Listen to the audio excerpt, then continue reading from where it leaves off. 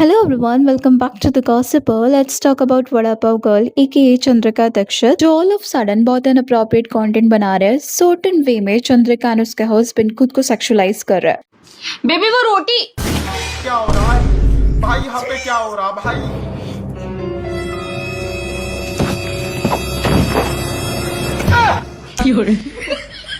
Phone साफ कर रहा हूँ। वो अलग ही लेवल का तुम्हें क्या लगा?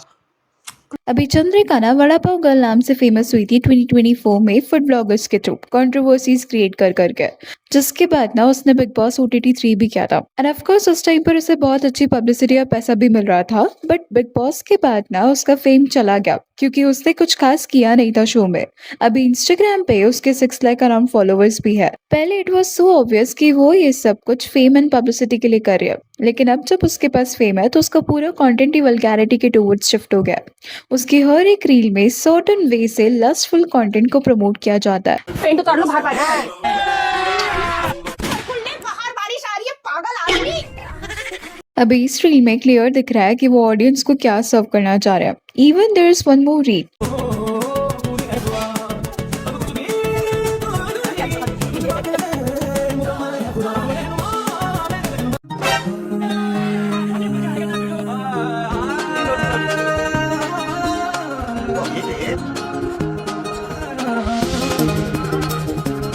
ये क्या है? आपकी तरह मैं भी मायूस हूँ, लेकिन उम्मीद पर दुनिया कायम है। दिल दुखा है, लेकिन टूटा तो नहीं है। ऑलमोस्ट हर वीडियो में ए है रहा नहीं जाता वाला चीप डायलॉग यूज करके बहुत ही प्रोवोकेटिव एंगल से शूट करके बता रहे हैं. In fact there is a video जहाँ पर चंद्रिका अपना अपर बॉडी कवर कर रही है हाथ से कि कैमरा में गलत एंगल से वो स्पॉट ना हो जाए. उसका ध्यान है इन सब में, और may be she is doing it all purposely ताकि ऑडियंस को स्टार्टिंग 3 सेकंड में ही पता चले कि इस रील में कुछ तो डबल मीनिंग या वल्गर है. इस क्लिप में क्लियर है वो चंद्रिका के ब्रेस्ट पर ब्लो ड्राई चला के खुद की वाइफ को ही सेक्सुअलाइज करा है. एंड इवन चंद्रिका को उससे कोई प्रॉब्लम भी नहीं है. स्ट्रॉबेरी की फ्रेग्रेंस कहाँ से आ रही है कहकर किस ट्राई करने वाली रील हो या फिर लड़का लड़की दोस्त नहीं हो सकते वाले ओवर सेक्सुअलाइज ट्रूप्स, कंटेंट का level day by day drop हो रहा है. कभी कभी तो कपड़े उतारने की बातें बोल देते हैं भाई. हर रील में provocative angles, double meaning gestures और एक्सप्लिसिट टोन को प्रमोट किया जाता है.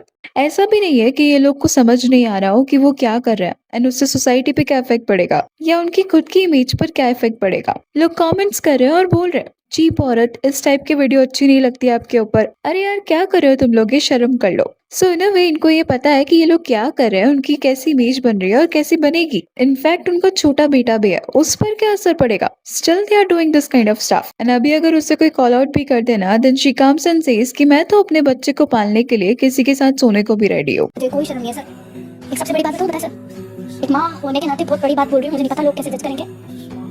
मुझे अपना बच्चा पालने के लिए ना सोना भी पड़ेगा ना, कर दूंगी.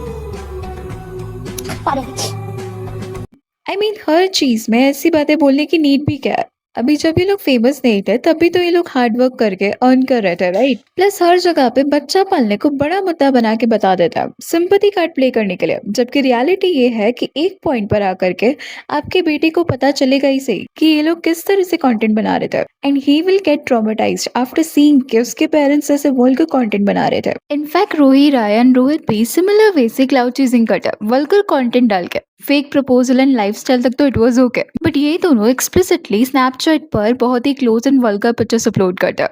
टू बी ऑनेस्ट इसकी कोई नीड भी नहीं है. अब इस पिक्चर को अगर आप देखोगे ना तो ये प्राइवेट मोमेंट्स है. एंड इन केस अगर आप सोचो कि मे बी गलती से क्लिक होके अपलोड हो गया होगा स्नैपचैट पर, तो यू आर रॉन्ग, बिकॉज गलती बार बार नहीं होती है, राइट. ऐसे बहुत सारे पिक्चर्स है, रील्स है जिसमें ये लोग किस करते हुए भी दिख रहा है. स्नैपचैट क्रिएटर्स को हाई वॉल्यूम व्यूज पर हजारों डॉलर्स पे करता है.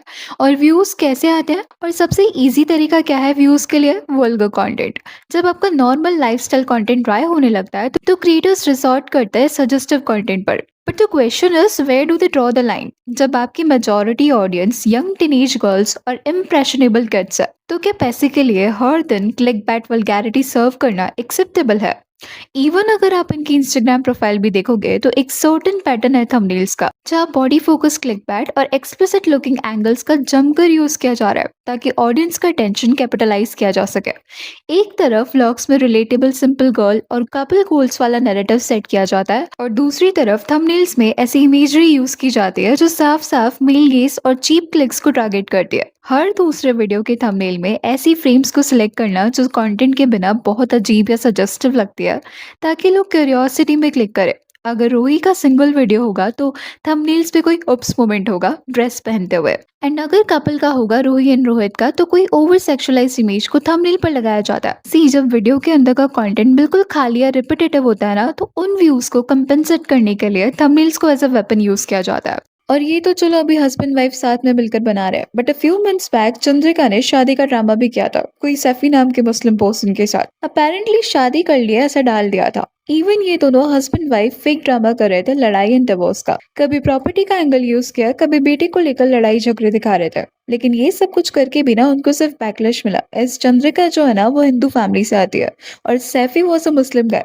तो उन्होंने लव जिहाद वाला एंगल को यूज किया जो कि बहुत ज्यादा वायरल होता है।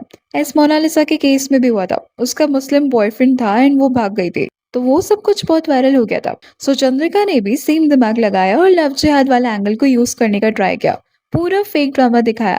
अब इन लोगों के लिए ना negative fame is also kind of publicity, क्योंकि वो कर ही ये सब कुछ इसलिए रहे थे। बट ऑब्वियसली ये सब कुछ कितने ही दिन तक वर्कआउट करेगा। इनकी सैफी से लड़ाई हो गई है एंड एवरीथिंग गॉट एक्सपोज्ड कि ये लोग मिल करके सब कुछ नाटक कर रहे थे। देखो इस केस में चंद्रिका ने उसके हस्बैंड को ब्लेम करना इज नॉट ओके, क्योंकि कहीं ना कहीं ऑडियंस ये सब देखना चाहती है, double meaning jokes, sexualise content. इस वजह से अभी तक उसके 6.5 लाख फॉलोअर्स भी है।